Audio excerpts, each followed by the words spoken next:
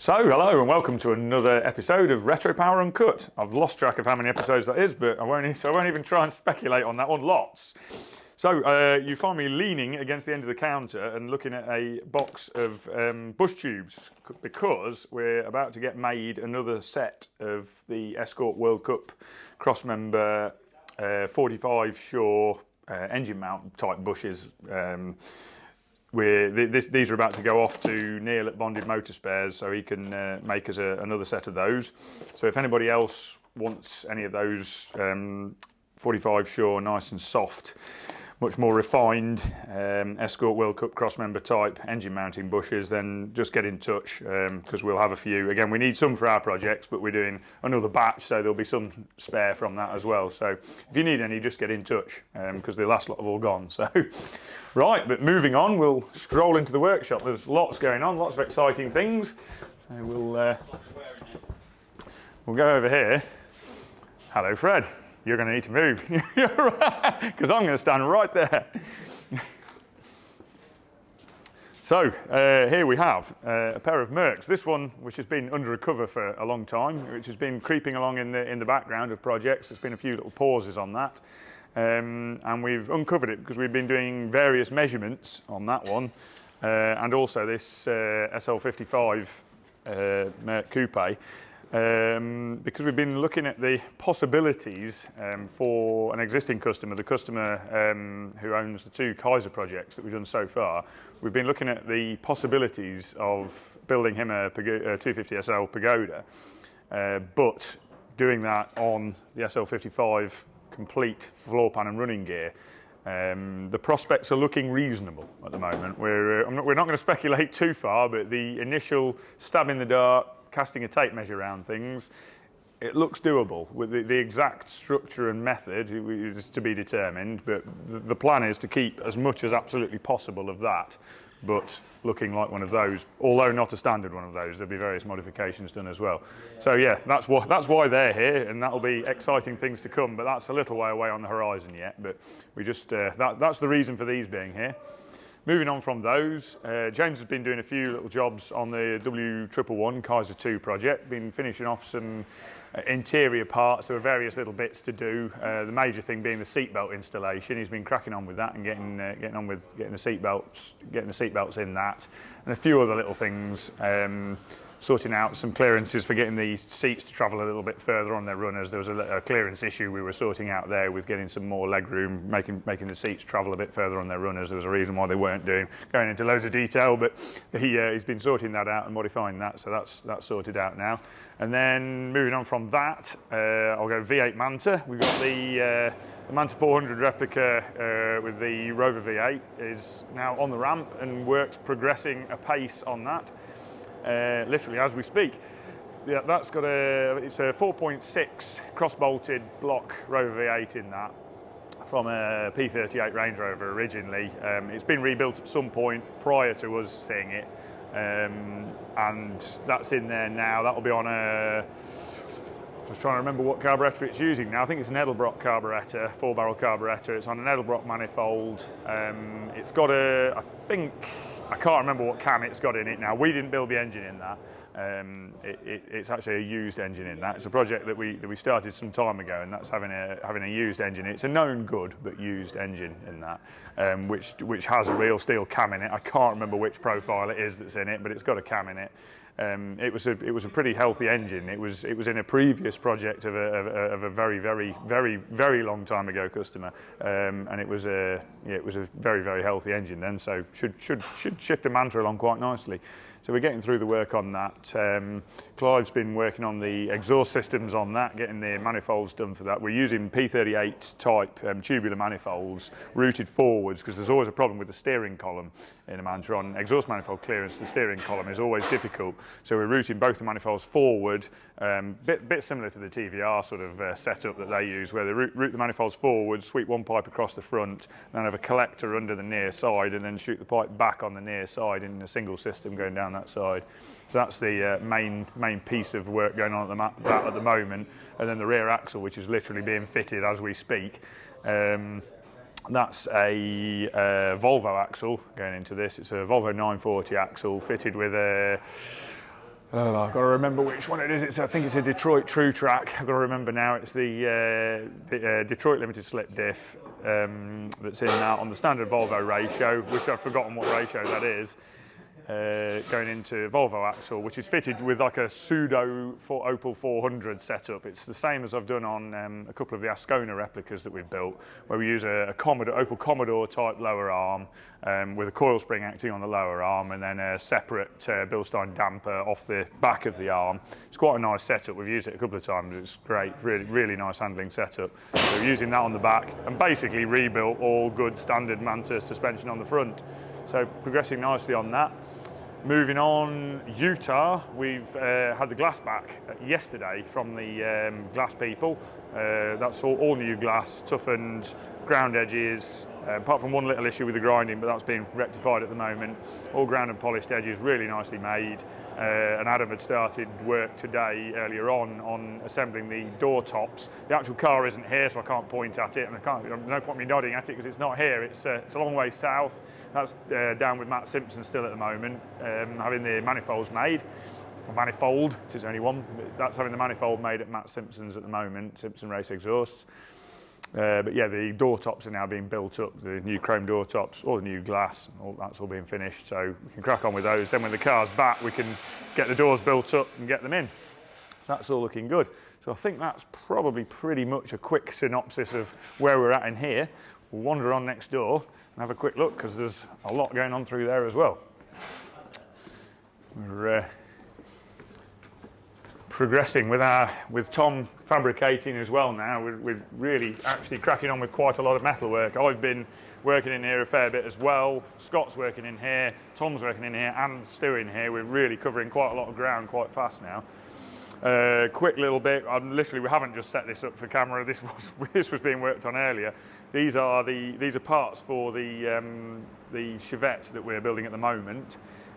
Front cross member, which we modify for different engine mount setups. Scott's just been fully welding that up. It was all mocked up in the car, but it needed fully welding, so he's been fully welding that up.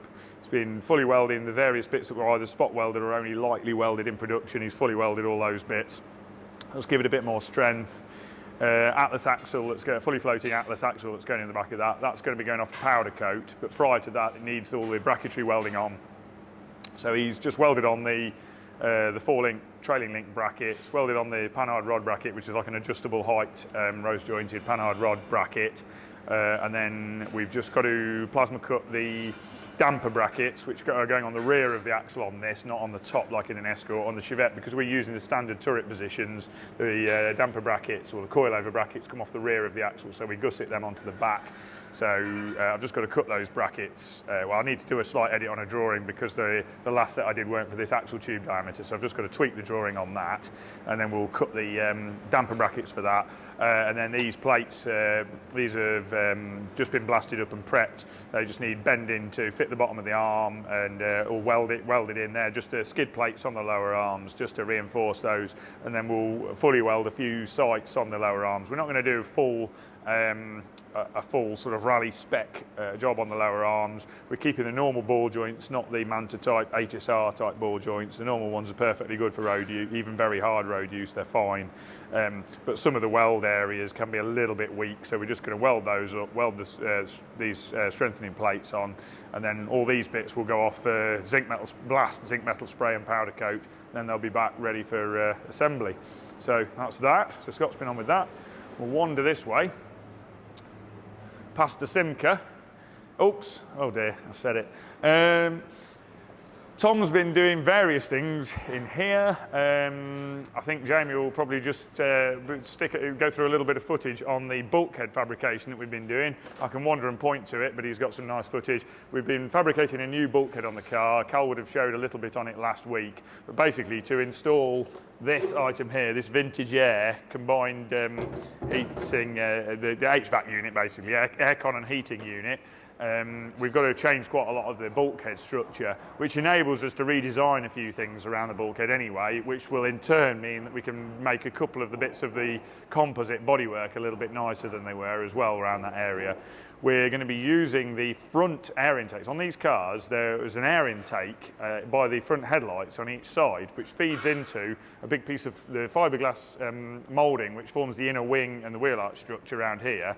And that has a flange on the back of it, which bolts onto the metal box on the end of the body side, which is just the other side of this welder here.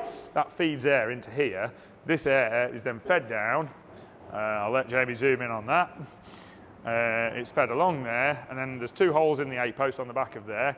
They come through and into these holes here, one which feeds fresh air inside the car, one which feeds into the bulkhead structure. This comes through and into a box on here.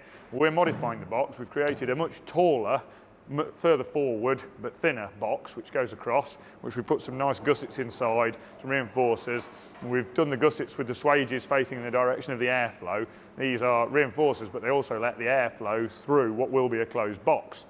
So yeah, the bulkhead modifications are, so this unit will basically sit roughly, I'm not doing it all by measurements, but roughly there. I'm going to 3D print a little extension for this fan unit, which will then sit, try not to drop it, on there, about there like that. And then this bulkhead will all be closed in on the back. This will be a box. It's open at the moment, but it'll be a closed box. Around about there'll be a spout welded, a conical spout welded into the back of that box over a hole. Then that will have a rubber seal on it, a boot seal type seal, which will compress against the fan when the heat is installed and feed cold air, which is fed from the front of the car through all this box structure into the HVAC unit, and then we've got aircon and heating coming from that. So it feeds air from the front of the car all the way through and into that via the bulkhead structure, which then also gives us loads of strength to the shell. So it's quite a neat setup. It's just a bit of engineering in getting there, but it's getting there now. There's another reinforcer which will go in the middle of there when that's done. The steering column mounts have got to go in. We're putting in bulkhead fittings for the heater water feed and the aircon gas feed. We'll go through a plate which is put through that bulkhead there, so the fittings screw on the outside, screw on the inside, and that gets all the fittings through without any Jubilee clips or connectors or anything like that on this inside the car. It'll all be threaded fittings inside the car, so there shouldn't be any leaks. So we shouldn't have any hassle in getting right back into the dash again once that's all done. So we're very close to done on that. The CAD for the inner plate is all done. Obviously all the CAD for that's done because the parts are all made. But while there was a brief delay in working out how I was going to terminate the hoses through the bulkhead, Tom's moved on and he's gone on to finishing off the work on the body side. He's now done that, which is a pretty nice piece of metal shaping actually. It's quite a complicated shaped piece. He's been just knocking up some new upper B posts for the car. The others were a bit rotten at the bottom, and then there's a few other slightly flaky bits on them. We decided, he decided actually, and quite rightly, that I may as well just make a whole new one rather than repair what's there. So he's just knocked that one up this afternoon, and he's a good chunk of the way through the second one. There's a little bit of there's more shape to add to the bottom of this yet to make it like a wing. Again, thank you to Ron Clay for the information and photographs. I need to ring you back, Ron, I know. Ron sent us, I know Ron will be watching, so yeah, he sent us some really good pictures of how the bottom of this should go, because it sits on the back of here, it's all rotted away. And it forms a water trap normally, which rots the bottom off, and I had no idea how that should look. Now Ron had some B posts, but they're not too hard to make, and it was probably easier to just make them than by the time we've gone down to fetch them or he'd posted them up, we decided to make them. But he sent us some very invaluable pictures of how that bit should look, because at the moment it's just imagination how it would look because it's gone. So that's really helpful, thank you Ron. So that's all coming together really well. Once we've got that bit of bulkhead done, we've got some boot floor to do and a little bit of finishing off the chassis rail on the back. Also done since last time has been some finishing off the structure on the front, and we've drawn up and plasma cut and folded and made some new steering rack mounts. The original Jensen ones, to my mind, were a little bit thin and slightly flimsy. And that's not really what I wanted on a steering rack. So we've made some new ones, welded them in. Given that we were in this front end anyway, we just thought, well, we'll do them as well. So we've made some new ones and put them in. And then we've got some more work to do on this, so this is only tacked up at the minute. When we put all the front bodywork on, we'll then finalise various other mountings, because there's bits we don't need on here and bits we'll need to add for further coolers, oil cooler, different radiator mounts possibly, although the radiator is going to be very similar to production, just made in aluminium. So there's work to do on that front end, so we'll be getting onto that as well. So yeah, all great guns on that. I'll wander over here towards this little beauty, the FJ, with its, yes, the keen, you'll have to be very keen-eyed to spot that one. You might not spot it, so we'll see.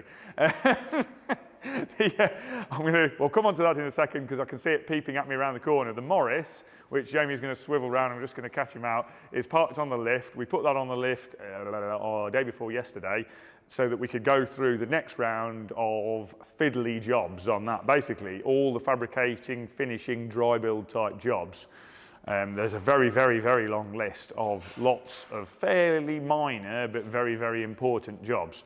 Like, we've mounted the heater box, but we need to finalise a couple of things to do with the ducting going to the heater box, and we then also need to route various things around it. Lots of things like wiring, making provisions for mounting wiring, mounting ECUs, mounting a battery cable so that it can't chafe through, and you know, a thousand things to mount in that car, remote servos, all the pipe work to go to those, things like that.